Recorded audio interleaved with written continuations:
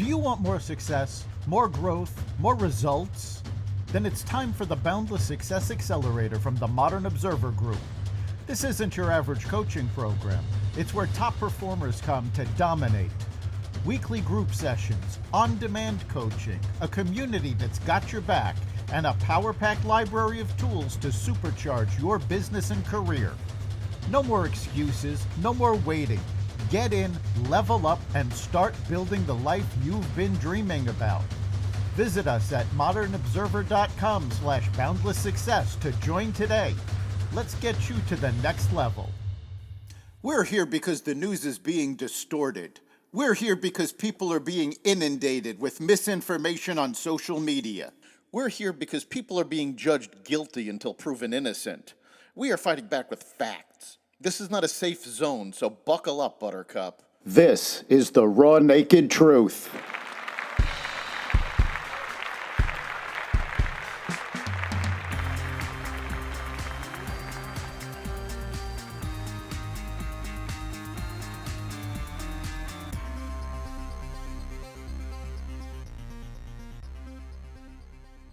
The Colorado terrorists charged. Ukraine and Russia end peace talks unsuccessfully.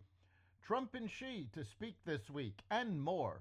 Welcome to the Raw Naked Truth. I'm your host, Eric Lopkin, and here's the news you need to know.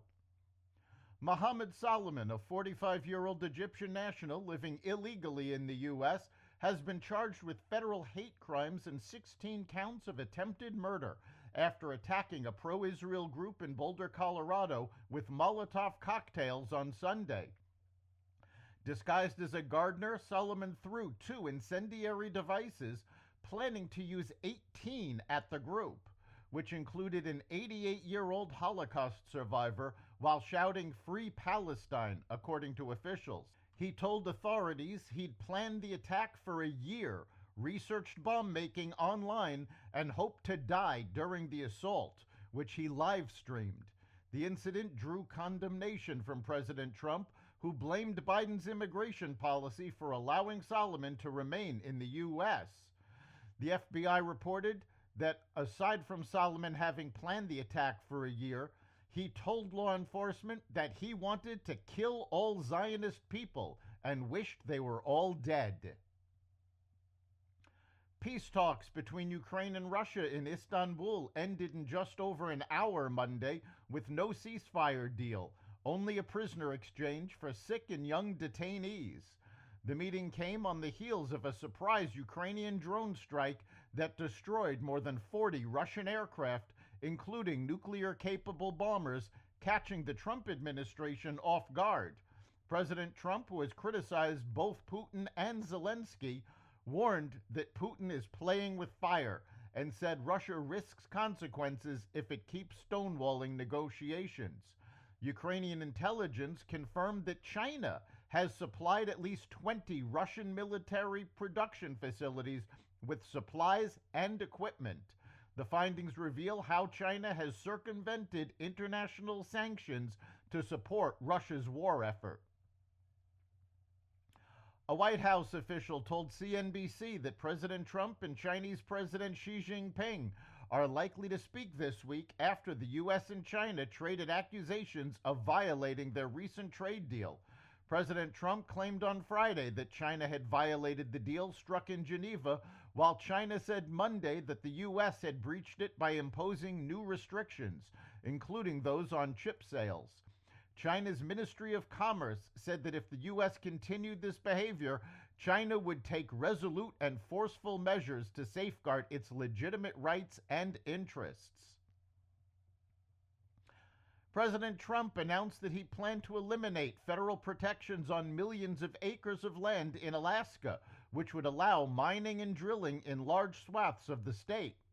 Interior Secretary Doug Burgum, Energy Secretary Chris Wright, and EPA Administrator Lee Zeldin traveled to Alaska, where they are expected to endorse expanded drilling and the construction of a liquefied natural gas pipeline through the state.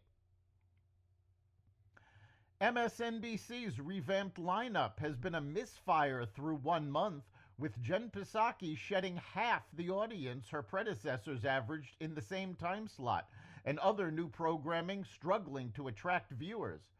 Psaki, the former Biden White House press secretary, who has insisted she never saw signs the former president had declined while she worked for him, saw an increased role as part of MSNBC's overhaul when programming changes were announced earlier this year.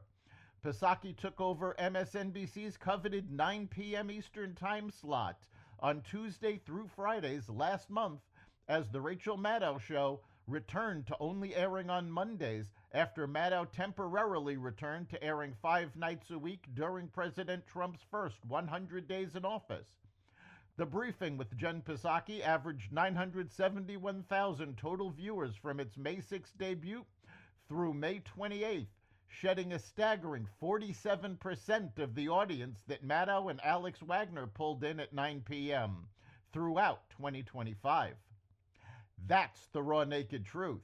You can catch every episode of the Raw Naked Truth Daily News Brief, as well as our sister podcast, Carnivore Radio, with news analysis and commentary, and the rest of the Xvadio Podcast Network at xvadio.com, the Apple Podcasts app, YouTube, Rumble, Spotify, iHeartRadio, Audible, Amazon Music, and other platforms that respect freedom of speech.